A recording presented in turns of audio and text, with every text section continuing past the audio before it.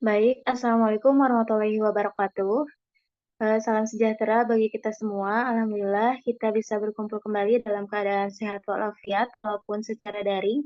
Kali ini kita akan membahas mengenai topik 3 ruang kolaborasi, yaitu pemahaman sebagai capaian belajar pada mata kuliah perancangan dan pengembangan kurikulum. Nah, adapun anggota kelompok kami yaitu yang pertama ada Agnia, kemudian ada Izmi, kemudian ada Imas Munisah, kemudian ada Zuniati Zulfah, dan saya sendiri Yuli Susilawati. Nah, pada kesempatan kali ini kita akan membahas mengenai 6 pemahaman UBD serta contoh konkretnya pada mata pelajaran.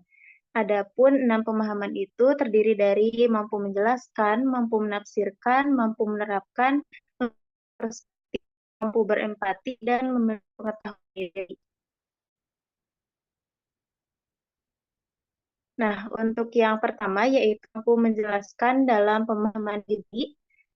Nah, mampu menjelaskan ini dikatakan jika peserta didik telah mampu memahami suatu masalah belajar. Apabila pendidik dapat menjelaskan melalui generalisasi ataupun prinsip, memberikan contoh fenomena, fakta, dan data secara sistematis, dapat membuat atau memberikan contoh. Nah, peserta didik itu mampu menjelaskan dengan kata-katanya sendiri, kemudian mempresentasikan dalam bentuk yang berbeda, kemudian mengajarkan kepada orang lain, dan membuat serta menghubungkan sebuah kesimpulan.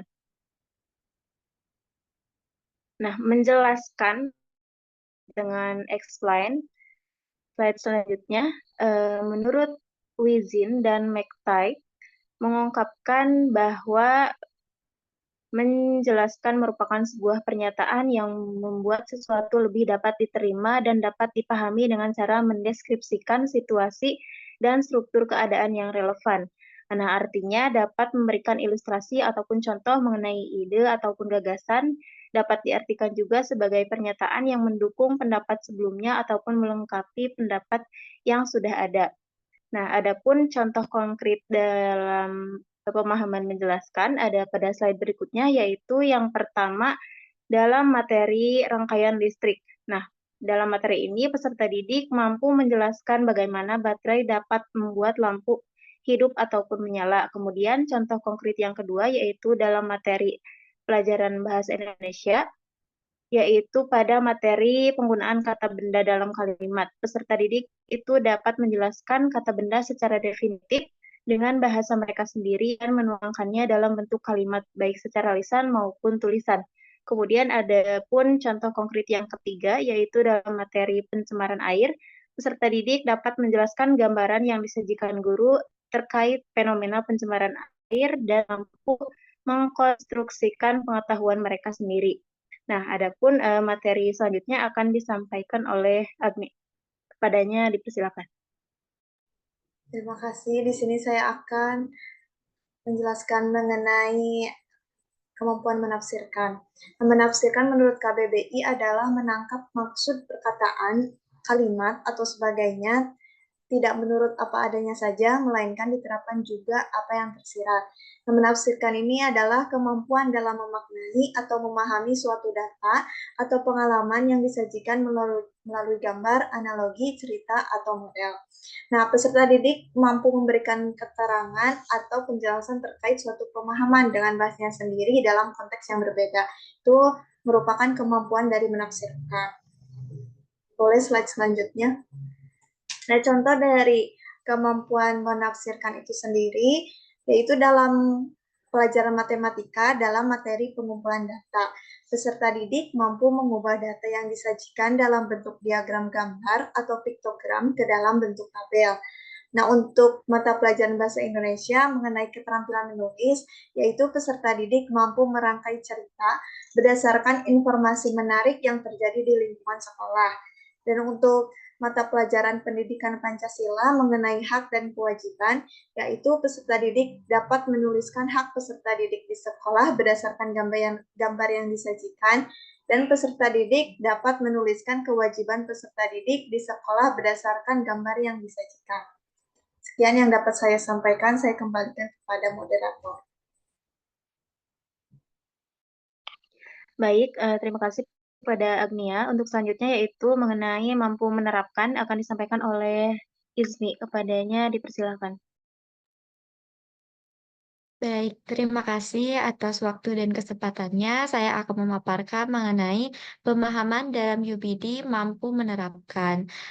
Kita bahas terlebih dahulu apa itu UBD. Menurut KOP 1984, penerapan merupakan pendekatan berbasis keterampilan di mana salah satu orang yang mendeskripsikan aspek pemahaman ini melalui siklus pembelajaran berdasarkan pengalaman sesuai dengan bagian 4 siklus. Selanjutnya akan dibahas mengenai 4 konsep mampu menerapkan. Eh, Pengalaman konkret. Pengalaman konkret ini pembelajaran yang menemukan hal baru atau pembelajaran yang mirip dengan apa yang pernah mereka alami atau anak-anak alami. Lalu yang kedua, observasi reflektif, yang dimana pembelajaran yang merefleksikan pengalaman dan pemahaman konsep-konsep penting. Dan yang ketiga, konseptualisasi abstrak. Pelajar menggunakan refleksi untuk konseptualisasikan ide-ide baru. Dan yang keempat, eksperimen aktif, yaitu pelajar menerapkan ide baru ke dunia sekitar mereka untuk melihat hasilnya. Untuk pembahasan selanjutnya akan disampaikan oleh rekan saya. Baik, terima kasih. Selanjutnya yaitu kemampuan perspektif.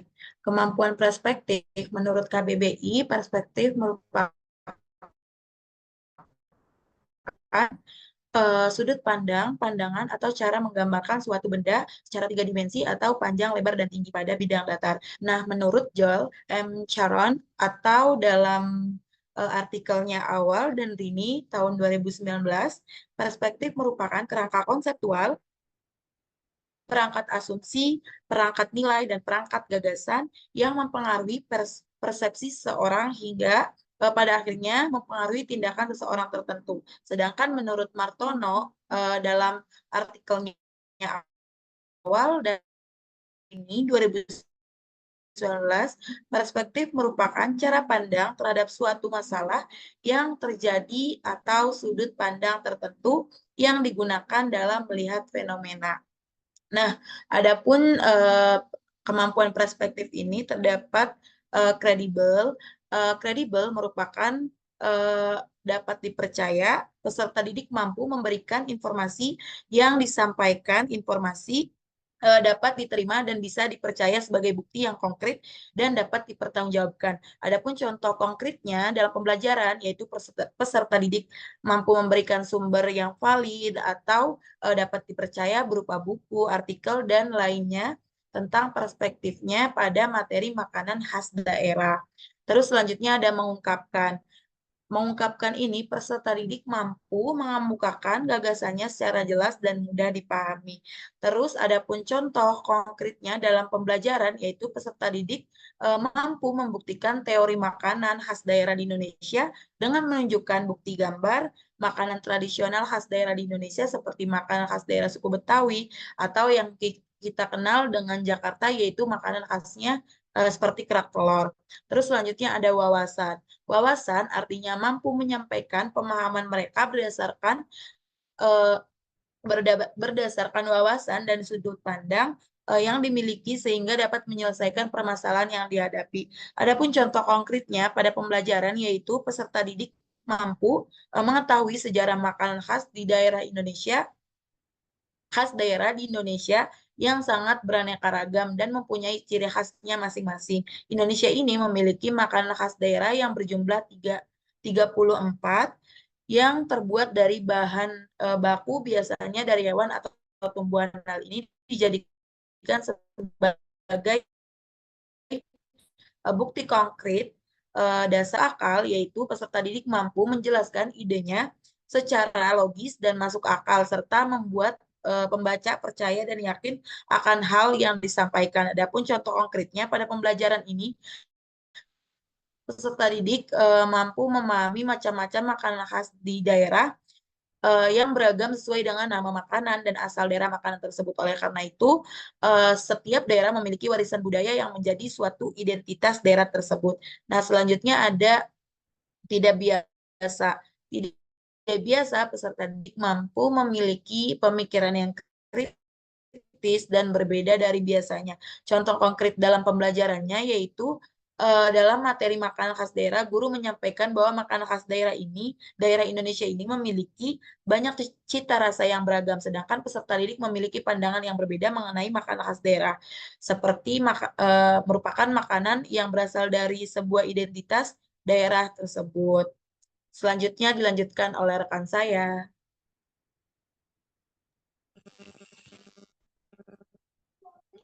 Nah, terima kasih. Nah, untuk selanjutnya yaitu mengenai kemampuan berempati. Nah, seperti yang kita ketahui bahwa berempati merupakan sikap di mana kita memposisikan diri menjadi orang tersebut, orang lain yang terkena musibah misalkan. Dan kita mencoba merasa bahwa kita ketika ada di posisinya itu bagaimana. Nah, untuk contoh konkretnya, pada mata pelajaran IPAS kelas 5 mengenai tema 8, yakni bencana alam, di mana pendidik melaksanakan pembelajaran tersebut dengan menjelaskan apa saja jenis-jenis bencana alam, apa penyebab bencana alam tersebut, dan apa akibat bencana alam tersebut di kelas 5, dengan mengaitkan kejadian yang sebenarnya terjadi di lingkungan sekitar yang terkena salah satu bencana banjir misalnya. Setelah pembelajaran selesai, nah di sini para peserta didik mencoba untuk memberikan bantuan kepada korban bencana banjir tersebut, yakni dengan menyumbangkan beberapa pakaian yang masih bisa dipakai untuk para korban bencana. Nah, di sini merupakan pemahaman yang nantinya menjadi action peserta didik dalam kehidupan sehari-hari. Nah, untuk selanjutnya yaitu kemampuan memiliki pemahaman diri. Konteks dari memiliki pemahaman diri ini, di mana evaluasi dan refleksi diri dalam mata pelajaran bahasa Indonesia, murid yang memahami diri sendiri dan preferensi yang dimilikinya dapat menguraikan dan merefleksi pengetahuan yang ada pada dirinya tersebut.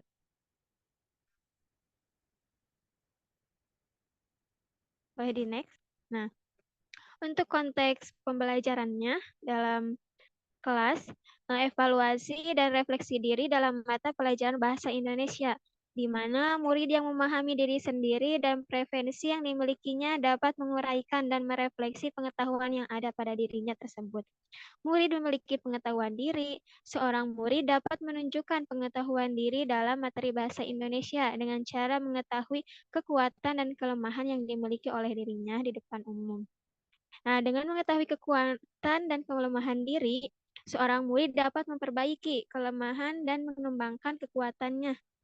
Nah, selain itu, seorang murid yang memahami pengetahuan yang ada pada dirinya juga harusnya mengetahui preferensi dan gaya belajar yang cocok untuk dirinya.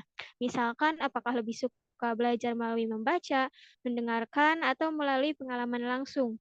Nah, dengan mengetahui preferensi ini, gaya belajar yang cocok, seorang murid dapat memaksimalkan potensinya dalam mempelajari bahasa Indonesia. Sekian yang dapat saya sampaikan, saya kembalikan kepada moderator. Baik, terima kasih kepada rekan-rekan yang telah menjelaskan mengenai 6 pemahaman UBD. Mungkin itu saja yang dapat kelompok kami sampaikan. Mohon maaf apabila terdapat kesalahan. Terima kasih. Wassalamualaikum warahmatullahi wabarakatuh.